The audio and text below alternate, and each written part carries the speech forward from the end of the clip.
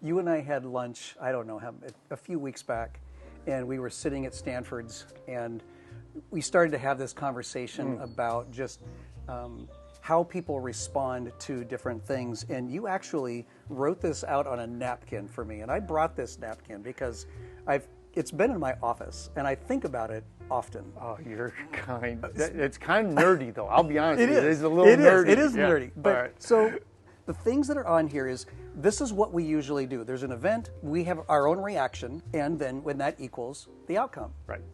And if there's tension and nobody's getting along, the outcome is going to be not good. Pretty much, yeah. It's chaos. So you wrote down the better way of doing it is in the event to come to the table, each of those three come to the table with an objective, but then to also respond intelligently. And I think we started going into this thing about emotional intelligence. Talk about that. Well, emotional intelligence is the pause that helps us get to the objective. Do I have emotional intelligence? Oh, yeah, I believe you do. Okay. And part of that is that you have grace and understanding. If you are... well, there's that one time. More than that? Yeah. We're all asking. So if you come with the understanding that you are interested in knowing about the other person, rather than what is it best for you.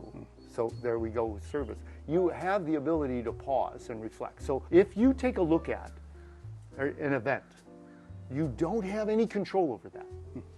You got to let it go. The events happen in life, whether it's work-related or relationship-related with your spouse, significant other, family members. Well, if you pause and you say, what is the objective here? And if you understand the objective, then you can get to respond intentionally, not intelligently, because intelligent is a judgment. Intentionally means with purpose, because your purpose is to meet the objective. If you react, that is on your own agenda or your own belief. And there's so many things in life that this applies to. I mean, I'm just thinking about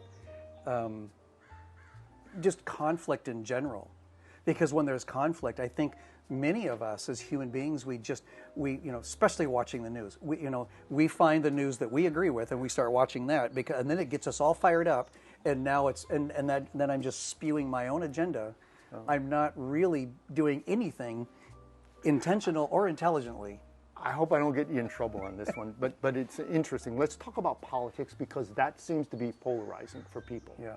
I remember when Trump and Clinton were on the slate for president, and I looked at my wife and I said, you know what? I'm not going to watch any more TV news. TV news. I'm still going to read, but I'm not going to watch TV news, because each station seemed to have their own agenda.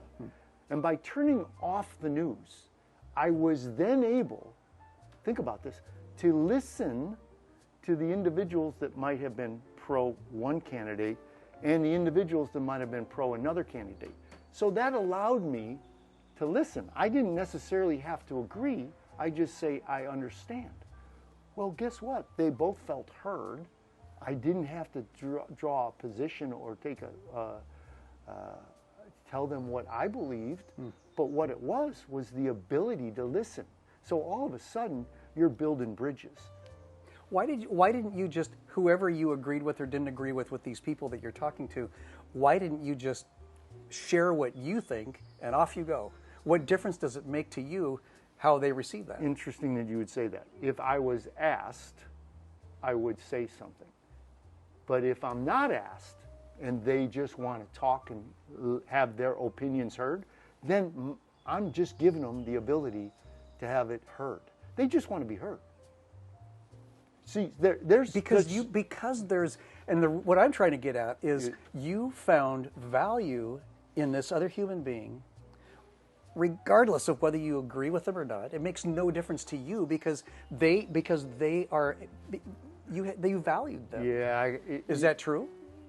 Exactly, and it goes, if I might take it one more step, Sure. I don't know if the step goes deeper I got or time. not. Well, so if somebody has a belief that is part of their identity, well, they want to share who they are.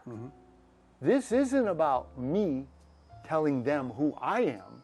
This is about them telling me who they are. So I want to be able to listen and hear them. This isn't anything more than that. I believe people with rigid beliefs, here we go. Okay, wow. Here we go. Okay. Sometimes can cause toxicity if the receiving party begins arguing and or disputing their beliefs. If you come to that encounter or that relationship with the understanding that that person has value, that person has a belief system, that person has a value system, our job is to understand what their values and belief systems are so that we can put them in the best possible position to succeed, achieve, develop, grow, whatever it is. Because they felt heard. Right.